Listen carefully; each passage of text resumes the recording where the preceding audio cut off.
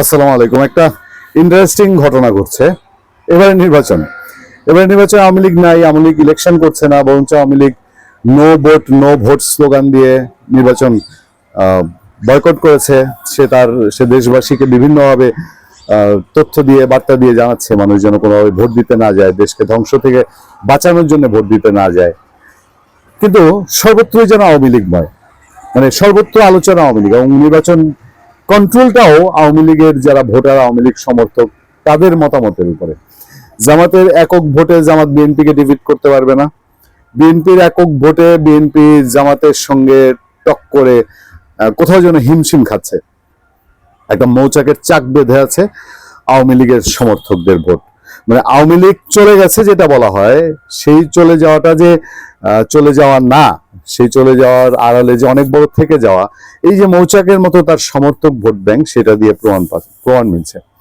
আমি অনেকটাই নিশ্চিত করে বলতে পারি বাংলাদেশের রাজনীতি যেদিকে গড়াচ্ছে, এই ইলেকশনে যদি বিএনপি যেভাবে তার সরকার গঠনের সম্ভাবনার কথা বলছে, অথবা বিএনপি যদি একক সংখ্যাগরিষ্ঠতা নিয়ে সংসদ গঠন করতে পারে তাহলে তো ভালো। আর একক না করলেও যদি একটা ঝুলন্ত পার্লামেন্ট হয়, যেটা বারবারই এখন আলোচনায় আসছে যে পার্লামেন্টটা ঝুলন্ত যদি হয়, তারপর যদি সেটা বিএনপি সরকার গঠন করে, তাহলে বিএনপি সরকার গঠনের অল্প কয়েকদিনের মধ্যে আওয়ামী লীগের উপর নিষেধাজ্ঞা প্রত্যাহার করা হবে। এবং এটা সময়ের ব্যাপার, এটা বাস্তবতা, এটাই অ্যারেঞ্জমেন্ট।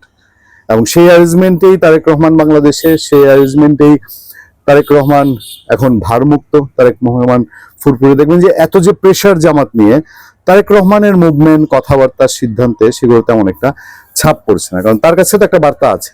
হ্যাঁ, চ্যালেঞ্জ আছে, বার্তাও আছে।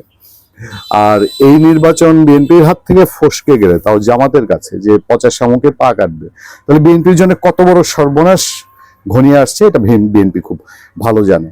আচ্ছা, আমাদের আলোচনার মূল প্রতিবাদ্য আজকে একটু ভিন্ন জায়গায়। চলুন আরেকজনের একটা বক্তব্যে আমরা একটু নজর দেই। শিরোনামটাই একটু চমকে ওঠার মতন, বেশ চমকে ওঠার মতন আকর্ষণীয় শিরোনাম। এবং এই আকর্ষণীয় শিরোনাম ইদানিং আমরা পাচ্ছি এই সরকারের সময়ে একটা জায়গা থেকে। সেই জায়গাটা হলো জিএম কাদের এবং শামীম হায়দার পাটোয়ারি। সাধারণত এই লেভেলটা এত কণ্ঠাস থাকার পরেও সে শিরোনামটা হচ্ছে আওয়ামী লীগের নিষেধাজ্ঞা মানি না। আওয়ামী লীগের নিষেধাজ্ঞা মানি না বলছেন কে?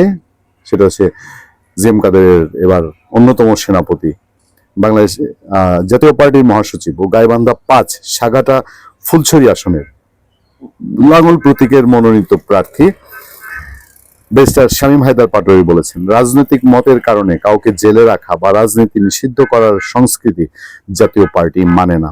তিনি বলেন, আওয়ামী লীগের ওপর আরোপিত নিষেধাজ্ঞা প্রত্যাহারের দাবি আমরা জানাবো। প্রত্যাহারের দাবি জানাবো মানে জাতীয় পার্টি প্রস্তুতি নিচ্ছে, নতুন সরকার আসলেই জাতীয় পার্টি আওয়ামী লীগের নিষেধাজ্ঞা প্রত্যাহারের দাবি জানাবো। নতুন সরকার আসলে পরে, নতুন সরকার যদি বিএনপির নেতৃত্ব হয় তাহলে কথাই নেই। সেই ক্ষেত্রে জামাত এনসিপির এখনকার এই গরম গরম বাতাস, দম জমজমাট, এগুলো থাকবে না। জাতীয় পার্টি এখন যেরকম কথা বলছে, এটা আরো তখন স্পেসটা আরো বড় হবে। হ্যাঁ, বৃহস্পতিবার তিনি এই কথাটা বলেছেন যে গাইবান্ধার সাগাটা উপজেলার বোনারপাড়া উপজেলায় সাগাটা উপজেলার বোনারপাড়া এলাকায় নির্বাচনী গণসংযোগ মিছিল শেষে উপজেলা পরিষদ চৌরাস্তা মোড়ে অনুষ্ঠিত পথসভায় এসব কথা বলেন। শামীম হায়দার পাটোয়ারি বলেন, আমরা আইনের শাসনের মধ্যে সব দলের রাজনীতির অধিকার নিশ্চিত করতে চাই। রাজনৈতিক দমন দেশের অস্থিরতা ও গৃহযুদ্ধের দিকে ঠেলে দিতে পারে। তিনি আরো বলেন, আমরা স্বৈরাচার মুক্ত নতুন বাংলাদেশ চেয়েছিলাম যেখানে মানুষের অধিকার নিশ্চিত হবে। কিন্তু যারা ফেসিবাদ রুখতে সংস্কারের কথা বলছিল, তারাই আজ নিজেরাই ফেসিবাদে পরিণত হয়েছে। তিনি 71-এর মুক্তিযুদ্ধের চেতনা রক্ষা ও ধানমন্ডি 32 নম্বর বাড়ি ধ্বংসের ঘটনায় উদ্বেগ প্রকাশ করে বলেন, কেউ নব্য পাকিস্তান গড়ার চেষ্টা করছে। শামীম ভোটারদের উদ্দেশ্যে বলেন, 12 ফেব্রুয়ারি আপনারা নিষ্ক্রিয় থাকবেন না, ভোট কেন্দ্রে গিয়ে লাঙ্গল প্রতীকে ভোট দিন। ইনশাল্লাহ জাতীয় পার্টির নতুন বাংলাদেশ গড়ে তুলবে। পথসভায় উপস্থিত ছিলেন জাতীয় পার্টির কেন্দ্রীয় ভাইস চেয়ারম্যান ও গাইবান্ধা জেলা পরিষদের সাবেক চেয়ারম্যান আতাউর রহমান আতা। আপনারা একটা খেয়াল করে দেখবেন যে আওয়ামী লীগের নিষেধাজ্ঞা প্রত্যাহার হবে, এটা আমি শুরু থেকেই বলছি যে এটা প্রত্যাহার হবে, কারণ নতুন একটা সরকার যদি বিএনপি গঠন করে, সেই সরকার, তাহলে পরে বিএনপির সামনে এত চ্যালেঞ্জ, এক জামাতকে মোকাবেলা করতেই তো বিএনপির হিমশিম খেতে হবে।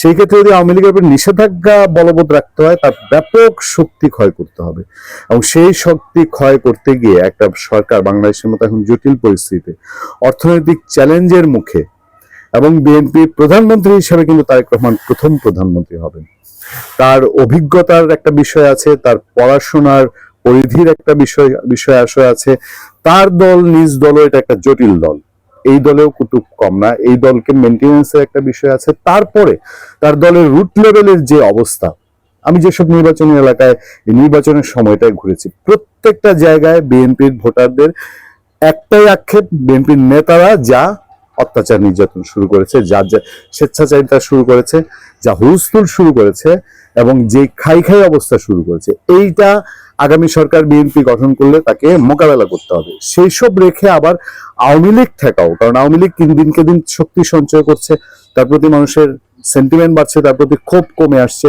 শুধুমাত্র তার রাজনৈতিক প্রতিপক্ষ যারা তারাই ধরে রাখবে তাকে ঠেকানোর বিষয় না। ফলে আওয়ামী লীগ নিজের চেষ্টায়, নিজের অবস্থান থেকে রাজনৈতিক কৌশল, আন্তর্জাতিক প্রেশার এবং দেশীয় অবস্থান সবকিছু মিলিয়ে খুব দ্রুত সময়ে আওয়ামী লীগের নিষেধাজ্ঞা প্রত্যাহার হবে, এটা আসলে এখন আর বলার অপেক্ষা রাখে না। ভালো থাকবেন, সুস্থ থাকবেন। আপনার সাথে আমি আতিক রহমান, পূর্ণিয়া।